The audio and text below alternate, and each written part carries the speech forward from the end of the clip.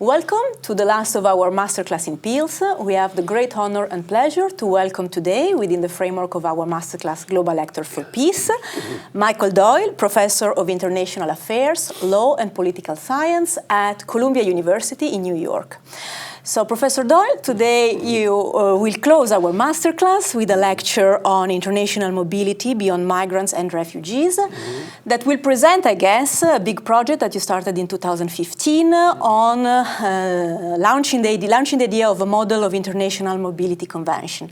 Can you tell us something about the genesis and the content of this project? Yes, I'm happy to. First, let me say how delighted I am to be able to visit here at the Catholic University in Lille. It's a true pleasure and an honor to be able to speak to your colleagues and your students.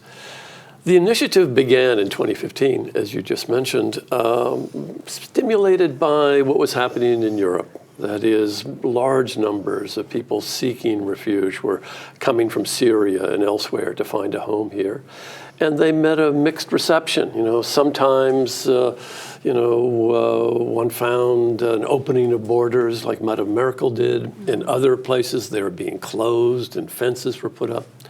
A group of colleagues and I got together and said, we think we need not just better behavior, but clearer, better standards. And so we came together over a period of 2 years to try to develop better standards for both migrants and for refugees. That was the start of it. The start of it. And in his book, Immanuel Kant, Project for a Perpetual Peace, yes. He made circulation a very universal right. Yes. And for him, it means a right to hospitality for any individual yes. who arrive in a foreign country. So for Kant, this right is a foundation of world citizenship. Yep. So my question is it Kant thought that inspire you? Yes, it was always in the back of my mind. Of course. The principle of cosmopolitan hospitality is one of the very first times, I'm not sure it is the first, but one of the very first times that this principle of a common humanity is being instantiated or legalized or authorized through the right to visit.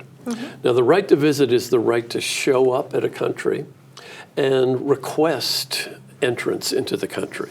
It's not a right just to enter, it's a right to request. And that's the foundation of trade and all sorts of other relations that help tie countries together.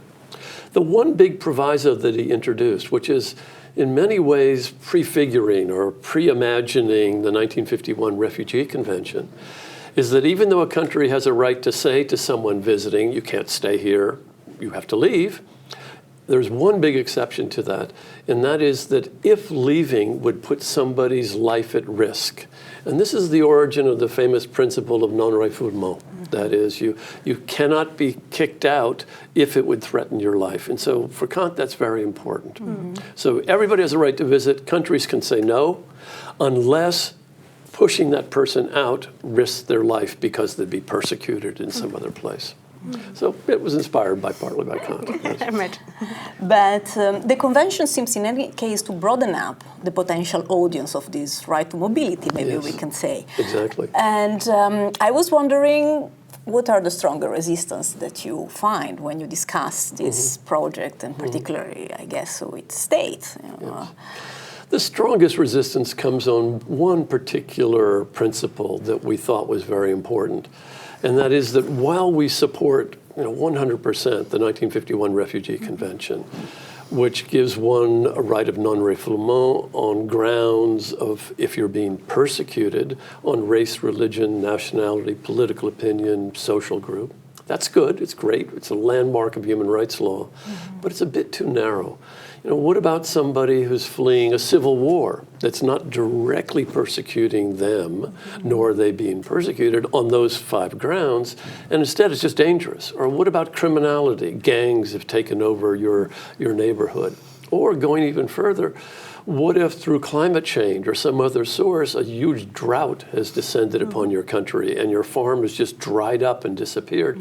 You have to move to save your and your family's life. We felt that people who could make those kinds of claims, that is, their life was at risk, also had a right to asylum, that is, they should not be thrown back out and put their life at risk. And that's to us is morally compelling.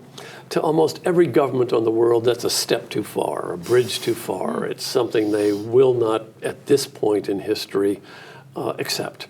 But we thought it was very, very important. We add in some special provisions about sharing responsibility, so the burden doesn't just fall on neighboring countries to make it more realistic and doable. But nonetheless, today's governments are not ready to go there at this point. 20 years from now, maybe, and we hope that we're doing the intellectual groundwork that when attitudes change, we will have done the legal infrastructure that makes this more viable. And that's what our ambitions were and are. But in your convention, you not just talk about refugees, you also talk about tourists and Yes. yeah? It's very important. You know, in the modern world, we have two big legal conventions, one for migrant workers, which covers voluntary migrants who are coming to work, and then the other for refugees. And for us, this leaves out billions of people who are on the move. Everything from a visitor, through a tourist, through a foreign student, and then labor migrants, investors. Increasingly, also people are retiring in countries not their own, so they're retirees.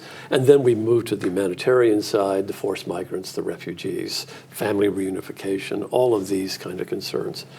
And so we figured that it would be good to put together a comprehensive treaty, one that covered the movement of people, mobility, not just migration, across countries, all the way from visitors through, at the most problematic and difficult end, to refugees and forced migrants. It's mobility soup to nuts, so to speak, and that is something we felt was missing. And so we sat down to design a comprehensive treaty that covered all of that. Okay. Mr. Doyle, thank you so much to be here with us for this masterclass, Global Actors for Peace. Thank you. It's my honor to be here. Thank you for hosting me. Thank you. Thank you.